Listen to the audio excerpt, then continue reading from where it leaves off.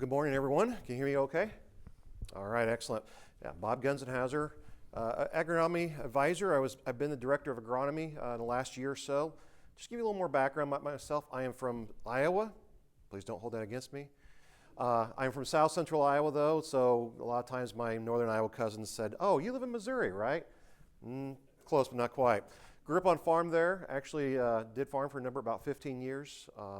But a lot of my time here more recently, and especially related to nitrogen, was at Corteva, Pioneer. I worked there for 16 plus years, right through all that time, mostly in the digital ag spaces that those companies had. So I worked on Encirca and granular agronomy, worked on the nitrogen space there quite a bit. Up till my time was done there, I did work on the science of nitrogen management with the crop models that we used there, and so gained a lot of experience in that. I'd say I got really a crash course in agronomy through that process. Most recently now, just be clear, I'm also now working for Iowa State University. I'm a professor of practice. We're launching a new degree program there in digital and precision agriculture. And so glad to be here today to talk about agronomy and nitrogen and what we can do there. And Jackson set up very well some of the things, the challenges and opportunities that we have with nitrogen management. What I want to talk about today is kind of do a level set on nitrogen. This is probably going to be that nitrogen 101, or maybe it's agronomy 101 that you had at UNL. But we're going to talk about the basics of agronomy, but kind of as we build on that throughout the presentation, start to inspire, and we can start thinking about opportunities that we can have to really drive that NUE down, to really start looking at how can we manage nitrogen better. So we're going to talk today about nitrogen forms that we see there, both organic and inorganic, the different forms of like ammonia, nitrate, urea, and organic forms. And then we're going to jump into the nitrogen dynamics, all the ways that we can get nitrogen, all the ways we can lose nitrogen, all the ways nitrogen can convert on us as well, loss pathways, mineralization, and mobilization. Then we're going to talk about cover crops. How does cover crops, manure, organic matter in the soil, biologicals, stabilizers, how do they come into play? Right? We hear a lot about those, and how do they affect our nitrogen situation? And the last couple slides, I want to talk about nutrient balance with nitrogen. I call it the Goldilocks principle, not too much, not too little, just right. I'm going to show you some real-world examples from this last year in 25 from my own on-farm trials and crop scouting, and how maybe give some thoughts about maybe how we need to think a little bit more about nitrogen management. So let's just jump right into it. When we talk about nitrogen being used in the soil, what's available, we talk about there's really a couple different forms. Our inorganic nitrogen and organic nitrogen. The inorganic, despite it being not organic, it is what's plant available. Our plants like the inorganic forms. It's going to be in either ammonium, which is an NH4 positive charge. So ammonium is a plus one charge. That fixes to our soil exchange sites. We also have nitrate, it's an NO3 with a negative charge. And that gets loose in our soil water solution. Now, we also talk about urea as a commercial form of fertilizer. It's not plant available.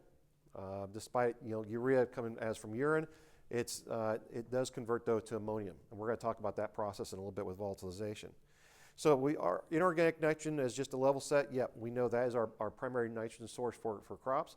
On the ammonium side, between ammonium and nitrate, a lot of the nitrogen that corn's going to pick up is going to be in the nitrate form.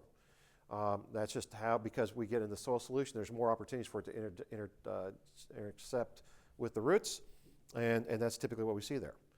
Now, on the organic nitrogen side, that is not plant available. It's going to be tied up in the carbon components within the soil or within the residue.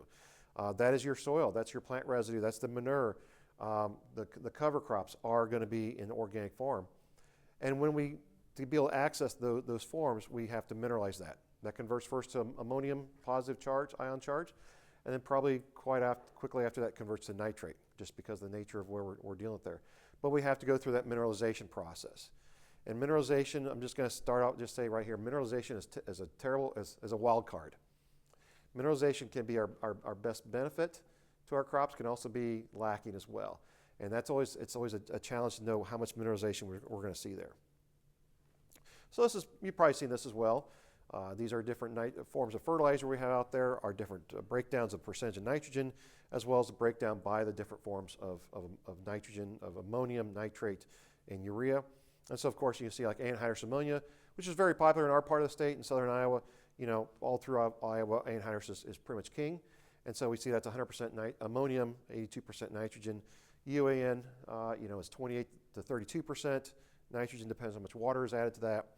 We'll see about a breakdown of 25% ammonium, 25% nitrate, and 50% of urea.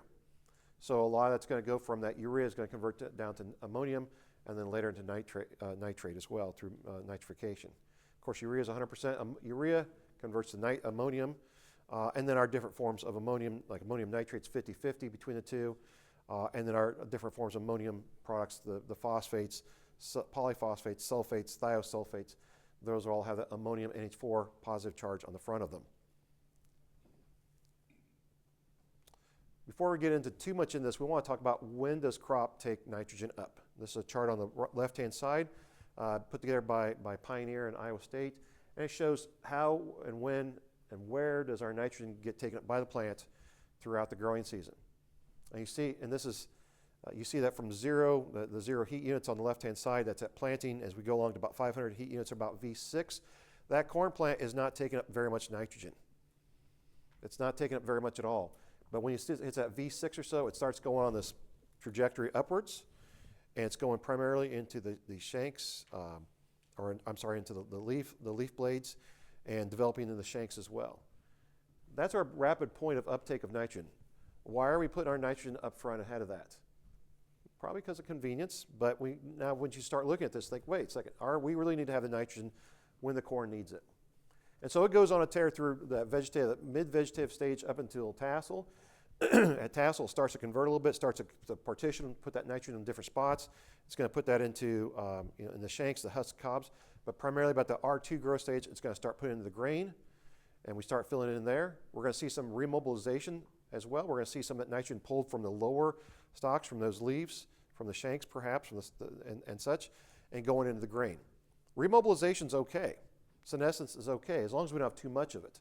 But that's just a natural part of that our corn plant is going to take a little bit from itself and put it back into grain, because that's its job. At the end of the day, it's there to make grain, and we want to place it properly. And so the chart on the right talks about when do we see a lot of nitrogen uptake. And this is again from Pioneer, some of the work that we did there. And about 63% of nitrogen's uptake is, the plant's nitrogen uptake is before tasseling, is by flowering. About 37% of it is after tasseling, it's post-flowering. And so but what's interesting is a lot of our nitrogen does, that grain content, 62% comes from post-flowering uptake, 38% comes from remobilization from within the plant. So that's a key thing too, is that by VTR1, 63% nitrogen's been taken up by the plant. We still have some nitrogen that needs to be brought in afterwards. But it really speaks to that we need that nitrogen up front in that vegetative stage to help build out that solar collection system. We've got to have that solar collection system of those leaves catching the solar rays, that energy, to be able to build out the green. I can't go too much further also before we talk about nitrogen dynamics without talking about soil water. Water is super important in how our nitrogen plays here. I want to talk about water holding capacity. We talk about how much water do we have available in the profiles. And I love the fact here in Nebraska, you've got soils that you're able to put a soil probe into and go down and check how much moisture there is. Where I'm at in southern Iowa, I couldn't put it down a foot and I'd probably bend the rod. We just hit clay, right? Or maybe some rocks. So water holding capacity is super important for us to understand.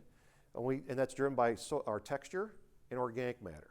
Now texture, just a little deep dive there, is the amount of particles, the percentage of sand, silt, and clay. And that's just basically different sizes of particles.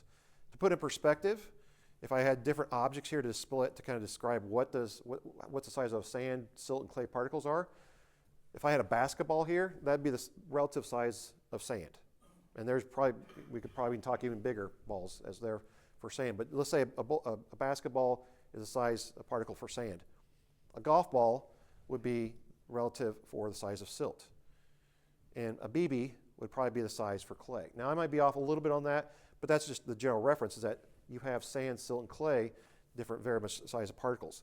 And we know that if we have more clay in the soil, if we have, depends on the mixture, our water holding capacity is driven by our texture. Now we can also get from that, derive 3 different values for that water holding capacity. Wilting point is the amount of water percentage, or volumetric, that where plants can no longer extract any more water.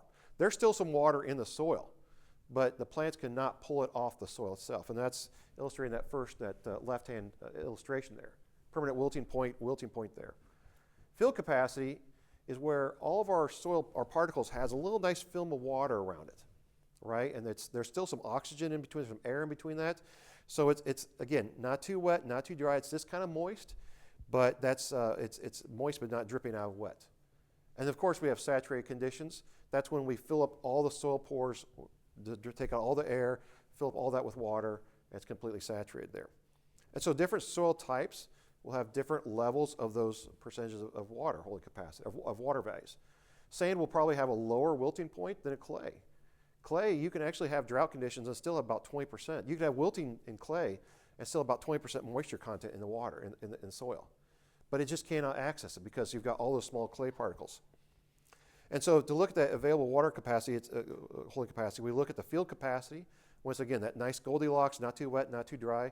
You subtract that from the wilting point. We find that a lot of our silt loam soils, so here in Nebraska, like your Hastings, will probably a lot better water holding capacity than your sand, or sandy loams, or loamy sands, or than your clay loams, or loamy clays. One other soil dynamic we want to talk about here is saturated hydraulic conductivity, or we call it KSAT. It's how fast does water move through the soil profile when it's saturated. So this is through tests. They'll take a core of soil, they'll get saturated and figure out how fast it goes through that. And I've got two examples here that are very extreme. The Luton silty clay that you'll find in the Missouri river bottoms, or maybe in the Platte in some areas, but mostly in river bottoms. It's a tight clay soil. And as water, you try and get water to go through it, it goes through it under saturated conditions at 0.01 inches per hour. Okay, pretty darn slow. The Valentine fine sandstone you see in your sand hills or on the edge of the sand hills, that's going to go pretty fast, about 13 inches per hour. So that speaks to not only your water holding capacity, but also how fast does water move through that, how quickly are you going to get back to field capacity, how quickly you're going to get to wilting point as well. So I speak to all this because those are things that go into our nitrogen dynamics. Water has a big factor in this. So the first process we want to talk about is nitrification. Nitrification is the conversion of ammonium, the NH4 positive charge, to nitrate, to NO3 charge. And that's driven by soil temperature, soil moisture, pH. Those three really drive that. And when our nitrogen fertilizer is applied, we have an ammonium form, we're applying it, and it starts to convert into nitrate. Is being put at risk. It doesn't mean it's lost, but it means we're at risk of loss because we can lose it through different forms. We're going to talk about that in a bit. So it's ideal to keep our fertilizer in ammonium form. If we're applying it early in the season, it's good to keep it in that form longer through whatever means. But at some point, we will want to convert to nitrate because we know the plant likes nitrate. It'll pick up both ammonium and nitrate. But we also know if we apply it in bands, like with anhydrous ammonia or maybe with urea or UAN, we want that to convert and move over into the roots. So it's good to have some nitrification at the right key moments, but we also know when we convert to nitrate, we're going to have some risk at potential. Nitrification's driven by a couple different things, like I mentioned about soil temperature, soil water, and pH. The chart on the left is a kind of a diagram of how a crop model utilizes whatever as an effect on nitrification based upon the water values. So if I start over on the left-hand side there, that wilting point is on the left-hand side. Basically, the model says, okay, if my soil moisture is at wilting point, if I simulate it to be wilting point, very, very dry, I'm cutting the nitrification rate by 50% of what it could be, of the maximum. At field capacity, again, when it's nice that not too wet, not too dry in the middle, we're basically saying, hey, nitrification can occur unimpeded. We're saying that there's nothing that's limiting that based on water values, but by the time it gets to saturated, we're going to drop it all the way down to zero. Why is that? It's bacteria. Nitrification is driven by a couple of forms of bacteria. These are aerobic bacteria. They like it when they've got some oxygen. It's not too wet, not too dry, very good. So right there at field capacity, it's going to work best, but they don't really work too well when it's super saturated. So that's why we shoot it down there. Likewise, when we look at temperature and pH, this chart I had from last year, but what shows that as we drive temperature from freezing on up into the 50, 60, 70 degrees, we're going to see a more percentage of our ammonium convert to nitrate. But it's also affected by pH. If we have a 5 or 5.5 pH, we have slower conversion, slower nitrification than if we're talking 6.5 or 7. Now, this is not to say we should not lime our soils if we have the ability to lime them to get to 5.5 to 6 or 6.5, but it does speak to that if we have areas of calcareous soils, we're going to see probably some more or quicker nitrification than if it was more lower organic or lower pH. And so this chart just kind of shows what that rate could be on a daily basis. We could be seeing upwards almost of 70% conversion on a daily basis of the ammonium to nitrate if we were in warm soils with high pH. Okay, so what are the potentials for losses? Denitrification is one of those. So when we have saturated conditions and we've got nitrates in the soil, and after a few days, what we have in the anaerobic conditions, we have bacteria that starts to develop under those conditions and starts to go to work on that nitrate. And it converts it first to nitrous oxide, which is a greenhouse gas, but then it later converts into N2 gas. So we can lose our ammonium to nitrate, to that nitrification, and that nitrate under saturated conditions can be lost to the air. Now, it depends on, again, it's really high, depends on the type of soil you've got. Under sandy conditions, you probably won't see this. But where I'm from in southern Iowa, we have a clay pan soil underneath this. This is our biggest loss potential of nitrogen. When we get heavy or heavy rains in the spring, right, and our soil sits there saturated, we have nothing growing to pull nitrogen or pull water out of this, and it's cold, maybe we get a little bit of wind, but we don't see much. We have saturated conditions, we're going to see a lot of nitrification and then denitrification losses. So these are not great conditions to have there. Usually increases more when we have warmer temperatures, and that's, again, that bacteria is just driving that based upon the temperature and that soil moisture. Probably a more common issue with sandy conditions is leaching. We just have a physical movement of that nitrate soil water solution. It's going to move downward as we get more water in the system. So anytime we get above saturate or in the saturated conditions, above field capacity, as I talked about, you're going to start to see downward movement. If the water is at field capacity, if your soil moisture is at field capacity, you're going to see some movement even up and down in the profile based upon evapotranspiration, plant uptake, and things like that. But under saturated conditions, typically you're going to see it move downward. And so this is our loss opportunity when we have it in that nitrate form, going that direction. Okay, another loss potential is volatilization. This is going to be primarily for urea-contained fertilizer. It could be anything that's ammonia as well that converts to that ammonium to NH4 stage. And so that's a situation where if we apply it on the surface and we don't get enough worked into the soil quickly, under warmer conditions, higher pH, slightly moist conditions, we'll see a lot more volatilization loss. So this is the chart on the right-hand side showing different studies that were done in Pennsylvania on no-till corn with nitrogen. And they showed that, okay, if I had about 4/10 of an inch of rain, I applied urea on the surface, within 2 days of application, I don't have any losses yet. But if I go another 3 days, now I'm going to start seeing a little bit of loss. Volatilization is going to start kicking in. But if I have a little bit of precipitation, just at 1/10 or 2/10 of an inch, then we can start to see a little more volatility. After 5 days, we start to see some losses there. It's just enough to get it wet, but not enough to move it down into the soil profile. That's a kind of a deal there. And of course, later, if we have no precipitation, after 5 days, we're going to start to see a lot of volatilization losses with urea. So this is why we talk a lot about stabilizers like NBPT or Agrotane is a great way to slow that conversion, that urease conversion down. It's also wise to think about, okay, if I'm going to go out and spread urea or UAN, I want to make sure if I see some storm clouds in the west, or I've got the way to work that into the ground. Because otherwise, if I'm going out there throwing out urea on top as a side dress, and it's hot and moist, and I've got some residue as well, maybe my pH is a little bit higher in the soils, I'm going to be in trouble, right? I need to have some rain to be able to work that in immediately into the soil so I don't have that loss to volatilization. So this is kind of an overall image of the nitrogen dynamics dynamics of nitrogen. We can put nitrogen in the ground, or we can put it on the surface. We can lose that if it's on the surface. We'll lose it to volatilization if we're not careful. We can get it into the soil in ammonium form. It can be nitrified, converted into the nitrate form. The nitrate forms can then be lost to leaching or denitrification. Both of them can be taken up. Nitrate, ammonium can also be taken up by the plants, but we can also have a denitrification situation. We have loss through N2 gas or N2O.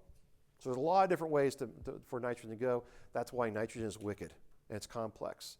But it's good for us to understand these dynamics so that we can do a better job. We have opportunities there. You see those circles with a line through it, nitrification and urease inhibitors. They give us the opportunity to slow that process down. We're going to talk about those in a bit. Okay, but we have mineralization. And like I said, mineralization is kind of a wild card. Mineralization is that conversion of an organic substance from that nutrient from the organic form into a plant available form. Okay, so it's driven by microbial activity, driven by temperature, soil moisture, pH, very similar to the conditions that we have for nitrification. Okay, so ammonium is produced, the NH4 positive charge is produced from nitrogen mineralization. But because it's the same conditions that drive nitrification, it's going to get converted to nitrate probably pretty quickly. Okay, the opposite function is immobilization. It's when basically the soil or the organic matter says, hey, I'm going to take back some of this nitrogen. We're going to bring it back into organic matter. So when we talk about previous crop credits, some people have asked me, hey, Bob, what kind of credits should I use for soybeans? I heard 1 pound of nitrogen for every bushel. I'm going to say, nope. Soybean credits is a lie. We do not have soybean credits. It's just that we don't have a penalty from the soybean residue. The soybean residue, when it comes out of there, is about 25 carbon to nitrogen ratio. It's very similar to what the soil is. So we're not going to see a penalty on that. But corn, we do see about 55-to-1 C to N ratio. And so when we go to try and no-till corn and we work the corn stubble back in, a lot of times that's why we talk about putting a little more nitrogen on when we're doing corn on corn. That first year of corn on corn, or the second year of corn on corn. Now maybe the third or fourth, fifth years if we're doing continuous corn, that previous year's residue is probably broken down, starting to mineralize. That will happen. But that second year, we're going right into it. Yeah, typically you're going to take a penalty there, and you put a little more on there. Now, alfalfa is also about 25 to C to N ratio, but because we have a lot more nodulated roots than we'd see in soybeans, we'll get a little bit better benefit from there. So the roots are a little bit lower on their C to N ratio below ground. And so that chart there kind of describes what we see for mineralization and immobilization, depending on our different C to N ratios of the residues. But a big thing about mineralization is the soil organic matter mineralization. Again, driven by that temperature, by moisture, by organic matter quality, and the texture and the pH. We find that in general, if we're talking about the same amount of organic matter, if you got a texture that's more sandier, you're going to have less release from that mineralization. From a clay standpoint, you're probably going to see a little bit better. And so the general rule of thumb, as I've done research, is about 20 to 30 pounds of nitrogen per acre per 1% of organic matter. But the problem with that is you can't guarantee it every time. You're not going to guarantee that's all going to come when your crop needs it. Because as we looked at that crop uptake chart a while back, when does it need it? Right about V6, V9, V12, through that growth period. We really need that. And if we're not mineralizing nitrogen at that time, we're not going to be able to take advantage of that. Now, we may have conditions where we do, but it's not. We can't always have it guaranteed. Manure. When it comes to manure and mineralization and plant availability, it's a wild card as well. Manure can be in, we know that it has different composition of nitrogen. The quantity of nitrogen varies. The type of manure it is, whether it's a hog manure, cattle, dairy, poultry, is going to have different values. It's going to have different values of organic matter, organic nitrogen versus inorganic nitrogen.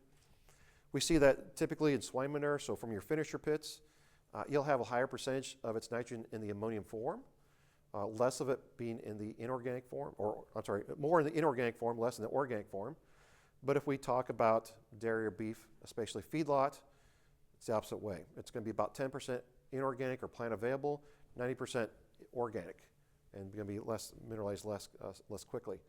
And so it really depends when we talk about what kind of credits should we consider for that nitrogen downstream in the season after I apply this. It's going to vary. In the liquid form, it's going to be probably pretty good, both the slurries. But then when we look at bedding or feedlot manure, it's going to mineralize, it's going to be slower. Excuse me. And so we will have some residual year after year effects, but again, it's hard to really quantify what that looks like there. And so we can't always say, yeah, we're always going to have this available to us. It kind of does depend. Cover crops, a little bit similar situation there too. We do see some benefit, reducing erosion, captures that residual soil nitrogen maybe after the season, promotes biological development, mycorrhizal activity there. The species type, the growth stage, the termination time all affects when the plant available nitrogen. So if I'm growing, say, rye, a very common cover crop, and I'm planting the seed in the fall and I'm growing in the spring, the quickest release of nitrogen I'm going to have is if I terminate it early, because it's got a very low seed-to-end ratio. It's probably about 12 to 1, 10 to 1 seed-to-end ratio. And so it's lower than what the soil is. It's going to be assimilated back in the soil pretty quickly. But the downside if I terminate early is I don't have a lot of biomass, maybe 500 to 1,000 pounds of biomass. And so I'm going to see a little bit of a jump there if I terminate it when it's maybe like 6 inches or so. Now I wait a week or so and I get up to about a foot and a half, 2 foot. Now I'm getting a little more nitrogen content. I've got a lot more biomass, but the seed-to-end ratio has changed a little bit too. It's going to start to slow down how I can release it. And if I wait till it gets about to be 5 foot, that's going to be a deal. It's going to have, again, probably its most amount of nitrogen it could handle, and more biomass. But now we look at that seed-to-end ratio, it's even worse. It's going to now take a lot longer to break down. So as we modeled this with my previous work at Corteva, we kind of thought about where is this a sweet spot to terminate cover crops and make it available at the right time. And it is somewhere in that lower amount, but again, your biomass quantity is not so good there. Now, if I'm talking about a legume type of a cover crop, I'm going to probably see a lot better availability of that throughout the season, because that's got a higher seed-to-end ratio. It's going to have a higher protein content. It's going to release, but it's sometimes difficult to get that legume established at the right time. So there is a balance there we need to think about for that biomass quantity and nitrogen release. And this chart kind of talks about what would be some of those release values. Plant available nitrogen depend on the species. Legume, if we terminate it at the bud stage, we're going to probably see the best benefit out of that. But if we are waiting until we get out on the cereal side, way out to boot stage, a lot higher, it's going to be actually negative on our plant available nitrogen until it gets released, breaks down later. Again, that immobilization we talked about earlier is going to have an effect on that. Stabilizers are also a key important tool that we can consider. It does slow down the conversions, the processes we talked about, either nitrification or urease. So nitrification inhibitors like your Inserv, Instinct, Centuro slow down that conversion of ammonium to nitrate. It suppresses the bacteria. That's at least what I was told at Corteva. It doesn't kill the bacteria, suppresses it. Either way, it slows it down. And through my own research, taking soil samples on some of my neighbors' fields in the fall, in the spring, early spring, or through the winter, with and without Inserv, I found that yes, it does slow down that conversion. It kept it in the ammonium form longer, right? Versus those that did not use Inserv. But does that mean that it is going to give you a yield bump? Well, it kind of depends, right? Because if that was a season where we had a wet spring, I would think, yes, we're going to keep that in the ammonium form longer. It's going to protect us through that period. It's not going to be lost through denitrification, so we're good there. But if we had a nice drier spring, wouldn't have made much difference. So I really can't say that a nitrification inhibitor or either one is going to make you money, but we can say, yeah, it does its job. It keeps it in the ammonium form longer. Now, urease inhibitor slows down the conversion of urea to ammonium. NBPT, Agrotane, it's your typical one there. And again, I think that's a great product to keep, especially if we're trying to spread top dress urea in hot, moist conditions. It'll keep that in that urea form longer until we get that shot of rain or irrigation come along to get it worked in the ground. And so the way I best think about stabilizers is they are insurance policies. They're not going to pay off every year, but they do their job, right? And they slow down the conversion until we need there. And it's going to pay off in the really poor conditions. The chart on the right was some work done at North Dakota State. Jay Goose had done this where they looked at different products applied to urea. And it's a little, you can see there's different forms there. And the one that really steps out as far as the amount of ammonium volatilization percentage over time, the one that really sits out there is urea and Agrotane. Every other product performed just as well as if you just had urea by itself. So it was a really interesting research, and it was a little controversial at the time. But it does show that agrotane does slow down that conversion, makes it available longer in the season, so we don't have that loss of ammonium. Biologicals, so this is always a fun one to talk about too. That using nitrogen fixing bacteria to help bring in nitrogen from the air, the N2 gas, fix it to the plant, to the roots, be able to help us throughout the season.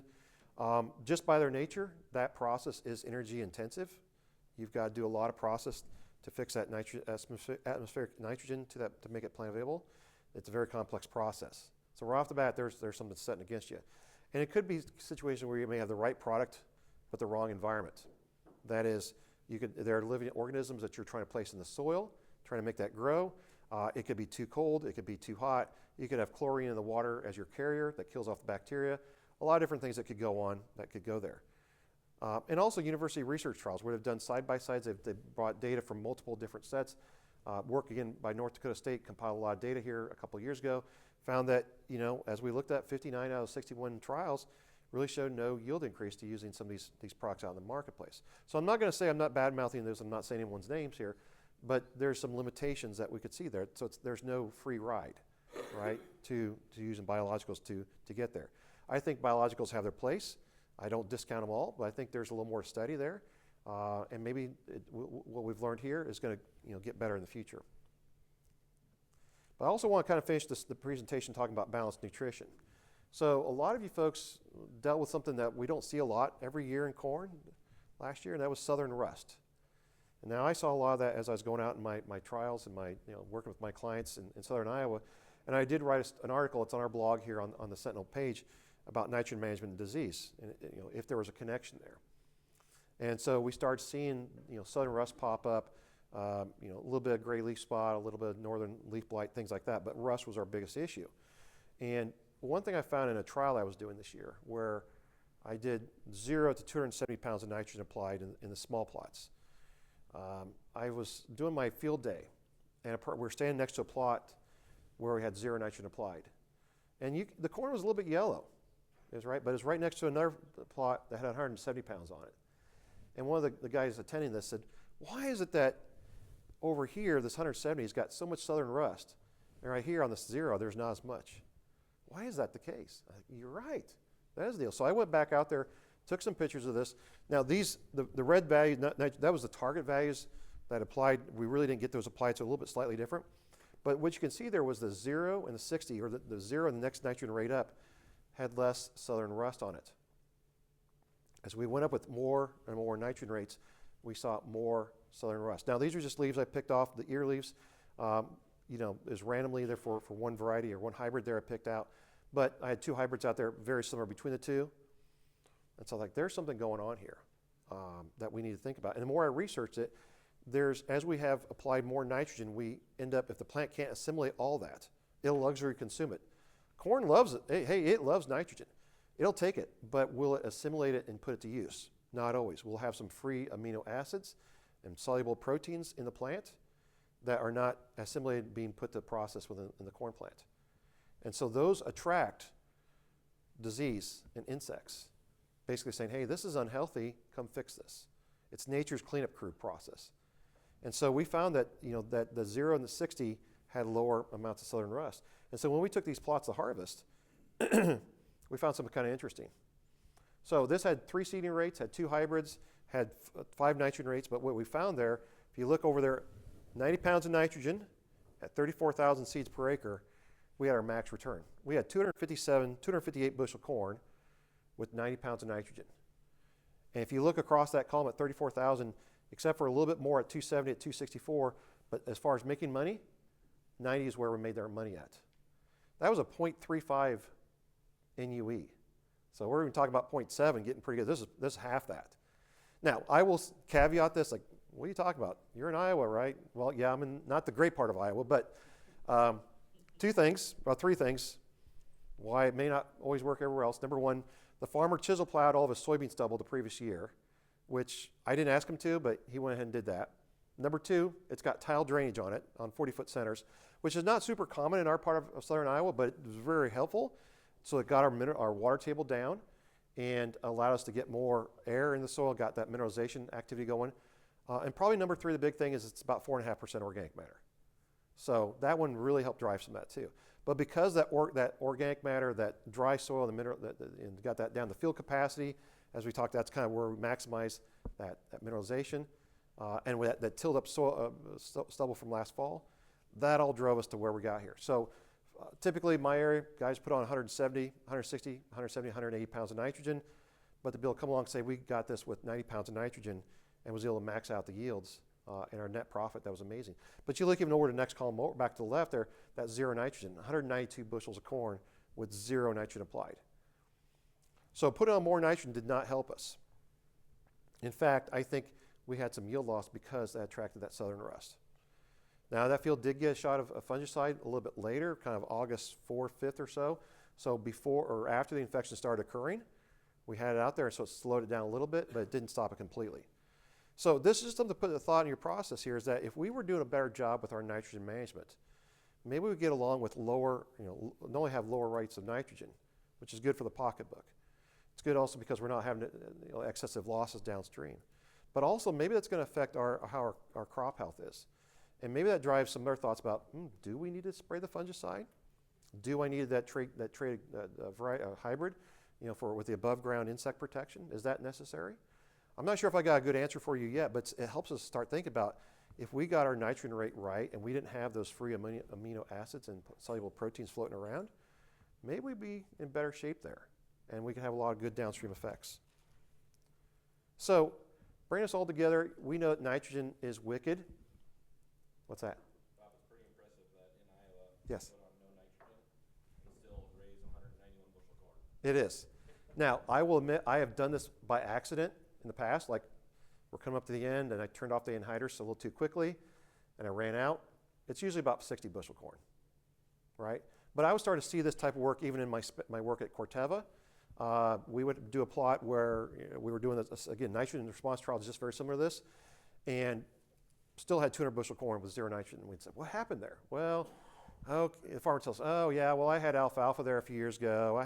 We put some cattle manure there. Okay, all right, I got it. And so you can't say that, yeah, you're always going to have that. But that's the fun part of doing these 0 nitrogen blocks. And I know it's scary, but I would encourage you at some point, just shut off for just 30 feet and try it. What that will look like, you may be surprised what your yields could be there and what your soils can produce. So we know it's spatially and temporally dynamic. It is a complex biological, chemical, physical interactions going on here. A lot of stuff going on. Our job as advisors, as agronomists, as farmers, is to get the available nitrogen on the crop when it needs it to do its best. And I'm going to say, let's think about it. We often think from the first standpoint like, oh, I've got to put on this amount of nitrogen. Oh, I got to put on total 160 pounds. I got to put on 200 to make this. What if we kind of flipped that on the head and said, hey, I wonder what the soil can provide to us at the right time? How can I help that out? How can I let the organic matter that I have, how can I encourage the building of organic matter? I was talking to these couple over here this morning. They've built their organic matter from 1.5 to 3% over a number of years through no-till, through cover crops. What if we all start doing that, allowing nature to help us out that way, and we let mineralization do its job? And we have tools like Sentinel that let the plants do the talking through remote sensing, and we can determine is that mineralization doing its job or not. So overapplying that nitrogen has dollar effects, it has environmental effects, and I think if we can do better proper management based on understanding these principles, like we talked about today, having an understanding, basic understanding, this is nitrogen 101, we basically went through here. If we can do this, we can be set ourselves up for success, all right? We don't have to just say, okay, call the co-op, put on the same rate I did before, let's call it good, go to the lake house, we're done for the summer. Oh, I'm sorry, that's Iowa farmer talk. You guys are putting on run the pivots. But the point being is we can do better. And if we understand these underlying principles, how do things work? How can we use what we have as our benefits to our benefit through the mineralization specifically, and also put it on the right amount so we're not allowing disease and insects to come in and hurt us, I think we can set ourselves up for some great success. So with that, thank you very much for the opportunity. Be glad to talk with you afterwards.